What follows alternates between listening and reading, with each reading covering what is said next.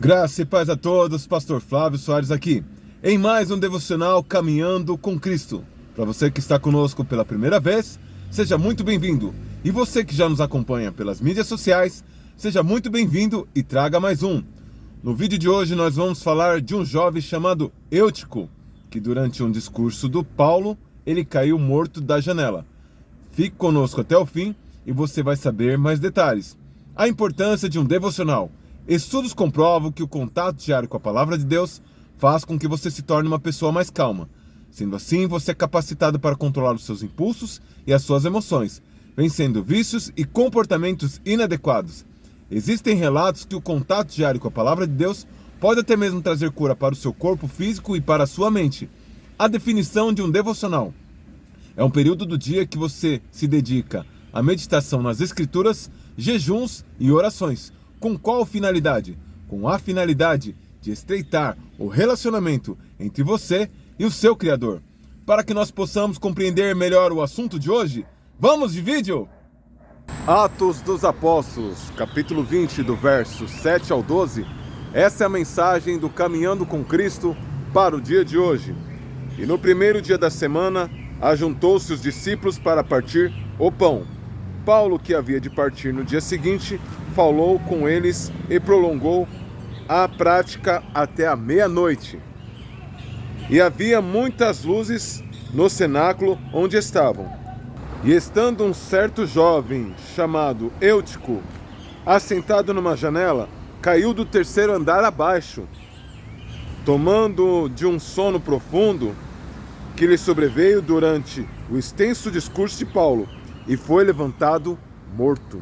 Paulo, porém, desceu, inclinou-se sobre ele e, abraçando, disse: Não vos perturbais, porque a sua alma nele está. E subindo, partiu o pão, e comendo, ainda lhes falou largamente até a alvorada. E assim partiu. E levantaram o vivo jovem, e ficaram não pouco consolados. Nos dias de hoje, temos muitos Euticos, não somente jovens, mas Euticos de todas as idades. E o que representaria esse Eutico? O Eutico é aquele que estava assistindo o culto em uma janela, no terceiro andar. Isso lhe trouxe um profundo sono no discurso longo e ele caiu morto. No verso 8 diz que havia muitas luzes no cenáculo. Então quer dizer que não era por uma baixa iluminação que fez com que aquele jovem trouxesse o sono, mas o fato dele estar na janela lhe trazia duas perspectivas. Ele estava com um olho no culto e um olho no mundo. Graus de responsabilidade. A primeira é pessoal. Não vá ao culto com o corpo no culto e a cabeça no mundo. A segunda responsabilidade do corpo de obreiros, que poderia perceber: Eutico está ficando sonolento. É quando os obreiros começam a perceber a ausência do membro, ou muitas das vezes perceber que ele está disperso.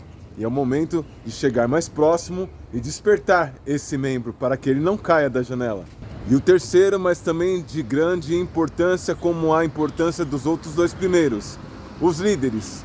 Paulo, ele desceu do terceiro andar, desceu e abraçou aquele jovem e notou que a vida nele estava. E posteriormente partiu o pão. Assim tem que ser como nós líderes, que temos que descer e abraçar aquele que necessita ser abraçado e ser reposto à vida. E assim nós partimos o pão. Graus de responsabilidade. É fato e é verdade que é um conjunto. Como eu sempre falo no canal, ninguém vence sozinho. Existe uma responsabilidade da liderança? Existe. Existe uma responsabilidade do corpo de obreiros? Também, porque o pastor não consegue fazer tudo sozinho. Mas existe, a priori, a autorresponsabilidade. A responsabilidade que você tem no compromisso entre você e o Criador. Eutico entrou no templo e foi até o terceiro andar no cenáculo? Sim. O apóstolo Paulo também foi? Foi. E os demais obreiros? Também. Todos estavam aonde? No terceiro andar, ou seja, todos estavam no mesmo nível. E é interessante que o texto fala no verso 8 que existia bastante iluminação. Então não era um ambiente escuro, apesar de ser próximo da meia-noite, não era um ambiente escuro que trouxesse sonolência. O que de fato e verdade trouxe sonolência para aquele jovem foi a distração, que ele estava no culto, mas ele estava na janela. Ele tinha acesso a dois ambientes. Ele tinha acesso ao terceiro andar, onde estava sendo realizado o culto no cenáculo, mas também tinha a visão da paisagem do mundo lá fora. Então é isso que nós devemos ter cuidado. Não assista o culto na janela. Quando você for para o culto, para a reunião, esteja corpo, alma e espírito ali. E não somente o seu corpo dentro e a sua cabeça do lado de fora. A tecnologia ela veio nos ajudar. Contrapartida, ela também veio acelerar alguns processos. Vivemos em um ritmo frenético, em um ritmo incontrolável.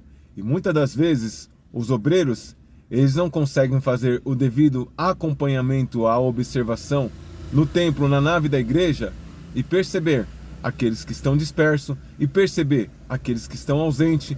Então é um tanto complicado para o corpo de obreiros conseguir auxiliar no culto e pós-culto, para que eles possam de forma efetiva auxiliar os líderes a estarem conduzindo o rebanho de uma forma saudável, de uma forma lúcida, de uma forma que ninguém venha dormir ou dispersar.